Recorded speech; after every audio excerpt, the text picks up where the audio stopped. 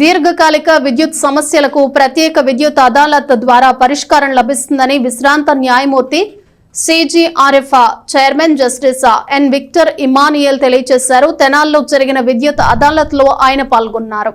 స్థానిక చెంచుపేటలోని electrical educative engineer కార్యాలయంలో Tenali division ప్రత్యేక విద్యుత్ అదాలత్ కార్యక్రమాన్ని బుధవారం నిర్వహించారు.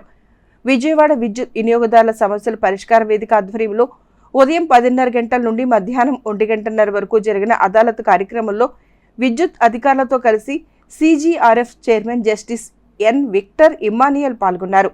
తెనాలి డివిజన్ పరిధిలోని వినియోగదారులు సూచించిన పలు సమస్యలను నమోదు చేయించారు. డివిజన్ పరిధిలోని వినియోగదారులు రాతపూర్వకంగా తమ సమస్యలు తెలియజేయగా సుమారు 6 కేసుల వరకు అక్కడికక్కడే పరిష్కరించారు.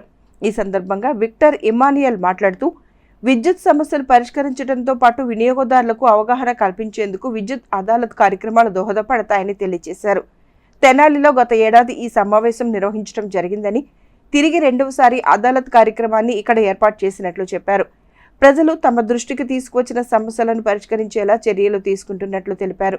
కార్యక్రమంలో సాంకేతిక సభ్యులు కె వెంకటకృష్ణ, ఆర్థిక సభ్యులు ఆర్సిహెచ్ శ్రీనివాసరావు, స్వతంత్ర సభ్యులు ఏ సునీత, విద్యుత్ జిల్లా అధికారి ఆవుల మురళీకృష్ణ యాదవ్, ఎగ్జిక్యూటివ్ ఇంజనీర్ వివి చిరంజీవి, తెనాలి డివిజన్ పరిధిలోని అధికారులు, సిబ్బంది పాల్గొన్నారు.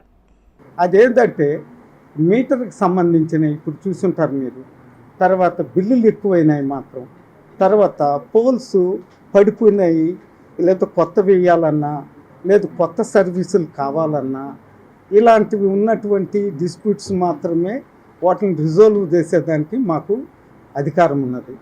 ఆ అధికారంతో అక్కడే కూర్చుంటే కొంతమందికి చాలామందికి తెలియదు. 3 జిల్లాలు మేమే కవర్ చేయాలి, ఇదే కోర్టు జ్యూరిడిక్షన్.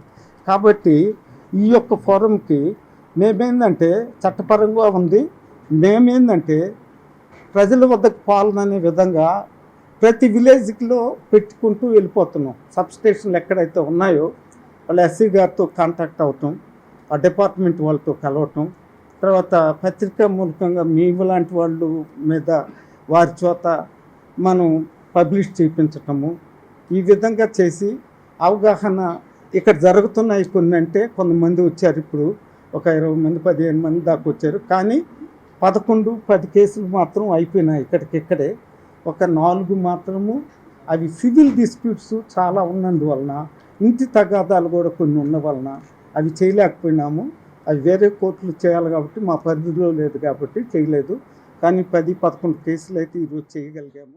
అవగాహన సదస్సుకి చేసినటువంటి కన్జ్యూమర్స్కి అలాగే డిపార్ట్మెంట్ ఎంప్లాయీస్ అందరికీ కూడా నమస్కారాలు.